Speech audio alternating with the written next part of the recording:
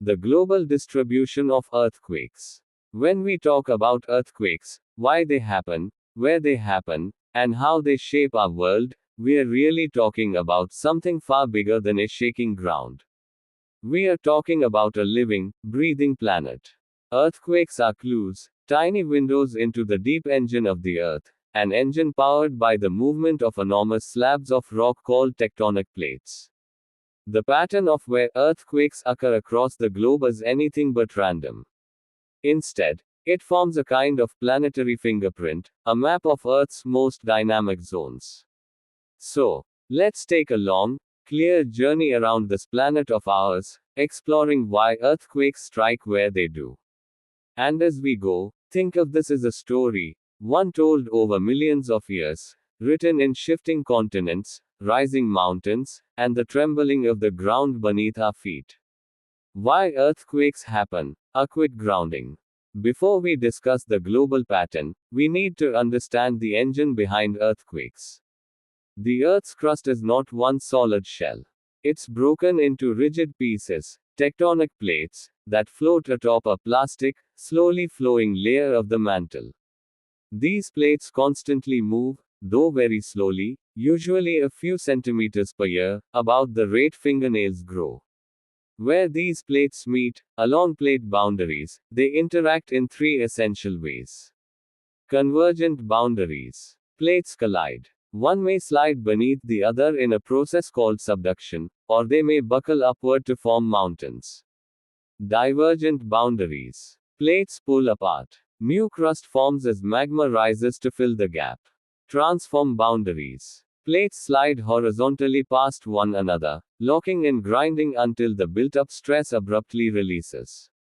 These interactions are the direct cause of most of Earth's earthquakes.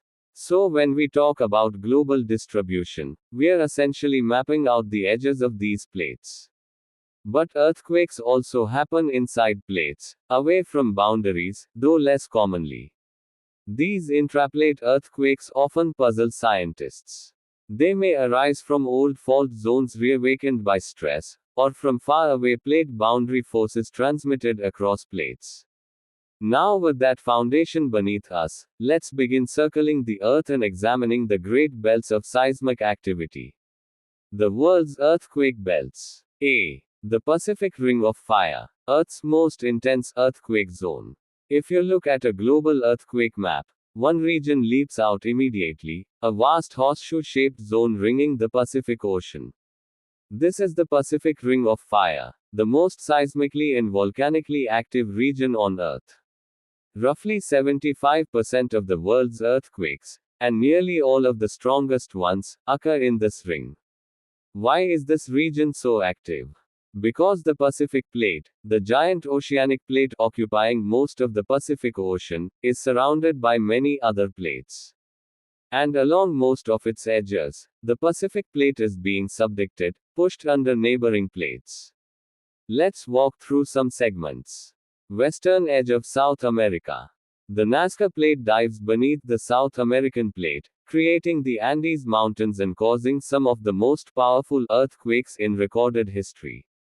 For example, the 1960 Chile earthquake, the largest ever measured, happened here. Central America and Mexico. The Cocos Plate subducts under the North American Plate. Towns in Mexico, Guatemala, and surrounding regions feel frequent, often deadly earthquakes. Japan and the Kuril Trench. This is one of the world's most monitored seismic zones. The Pacific Plate subducts beneath Japan, generating intense seismicity and producing events like the 2011 Tohoku earthquake, which triggered a devastating tsunami. Indonesia and the Philippines. Here, the Pacific Plate and smaller microplates slide beneath the Eurasian and Australian plates. Indonesia is home to the 2004 Sumatra-Andaman earthquake, which generated the catastrophic Indian Ocean tsunami. New Zealand. New Zealand lies on the boundary of the Pacific and Australian plates. Both subduction and horizontal sliding occur here, producing frequent earthquakes. What's remarkable is how consistent the logic is along this entire arc. The boundaries here are almost entirely convergent. And convergent boundaries, especially subduction zones, are the most powerful earthquake generators on Earth. The Alpide Belt, Europe to Asia's Great Earthquake Corridor. The second most active seismic region is known as the Alpide Belt, stretching from southern Europe across the Middle East into the Himalayas and ending near the Myanmar-China border. Roughly 15% of earthquakes occur here. This belt exists because the African, Arabian, and Indian plates are all moving northward, colliding with the Eurasian plate. Picture enormous rock masses squeezing into each other. The crust wrinkles, folds, and fractures. That's why towering mountain ranges like the Alps, the Caucasus, and the Himalayas exist today.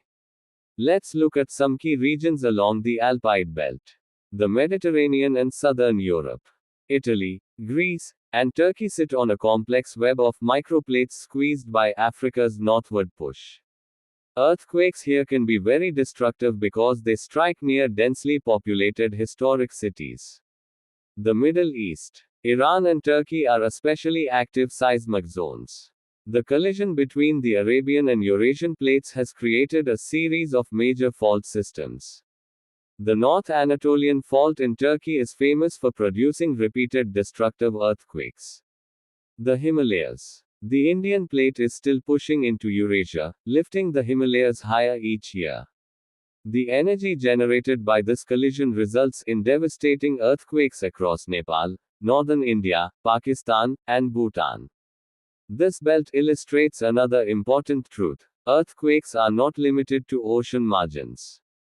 They're found wherever plates collide, whether those collisions happen beneath the sea or deep inside continents. Oceanic ridges. Earthquakes at divergent boundaries. While the most powerful earthquakes come from convergent boundaries, the longest continuous earthquake zone on Earth is actually the system of mid-ocean ridges. These are underwater mountains formed where plates pull apart, creating new oceanic crust. Earthquakes here tend to be shallow and much weaker, but they are extremely frequent. Major examples include the Mid-Atlantic Ridge, separating the Americas from Europe and Africa. The East Pacific Rise, a faster spreading ridge in the Eastern Pacific.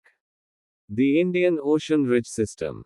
Because these ridges lie deep underwater, their earthquakes rarely threaten human populations. But they play a crucial part in understanding the global pattern. They show us where continents are drifting apart.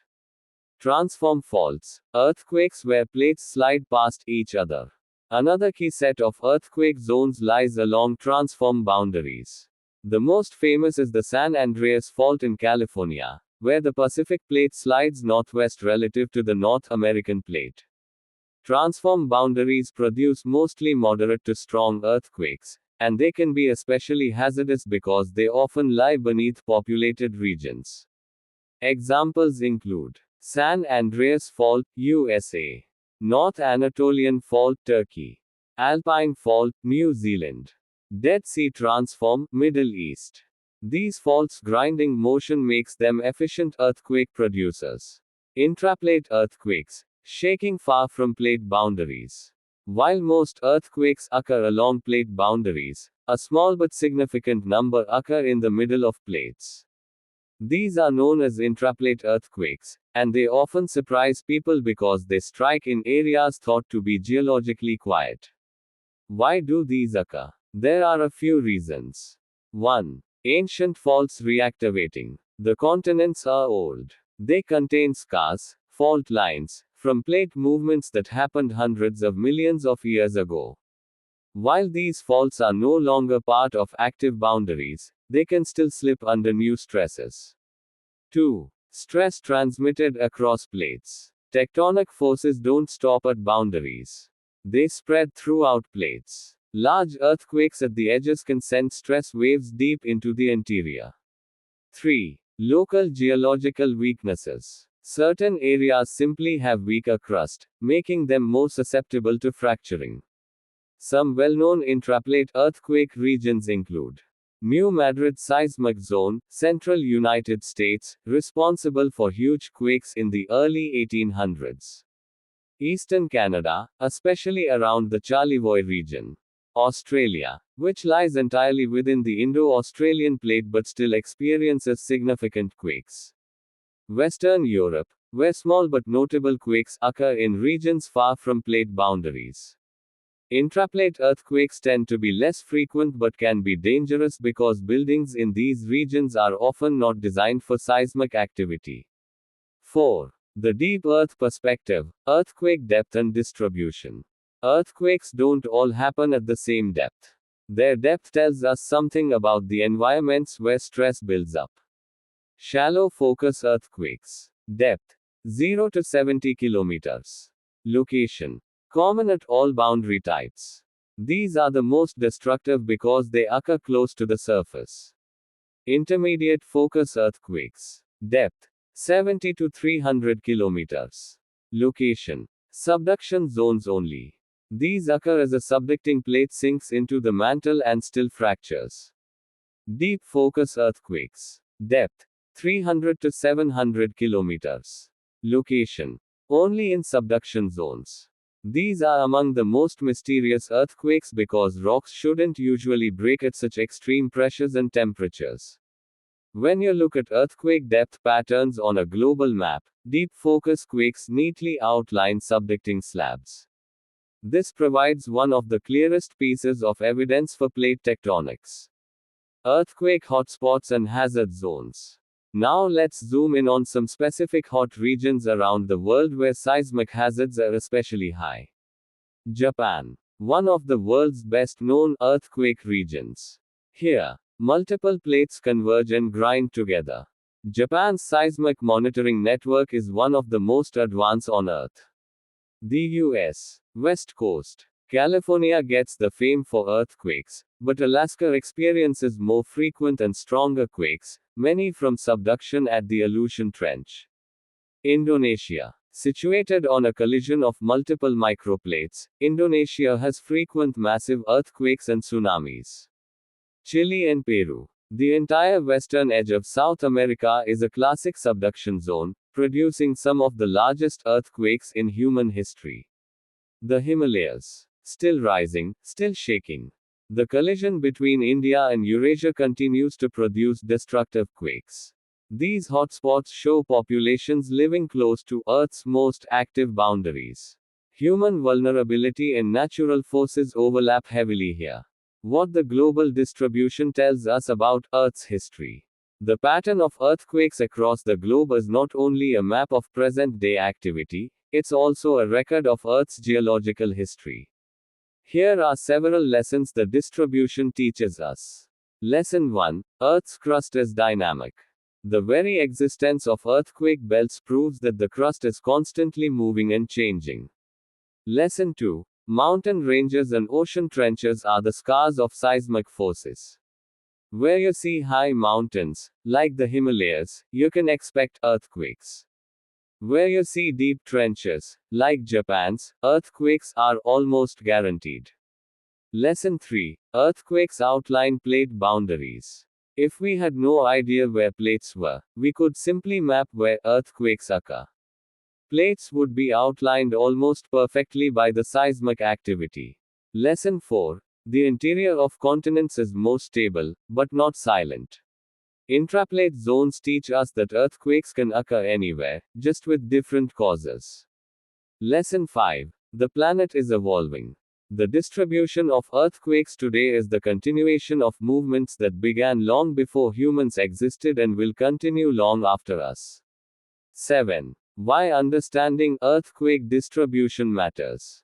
Understanding where earthquakes occur isn't just an academic exercise. It directly affects safety, planning, construction, and public policy.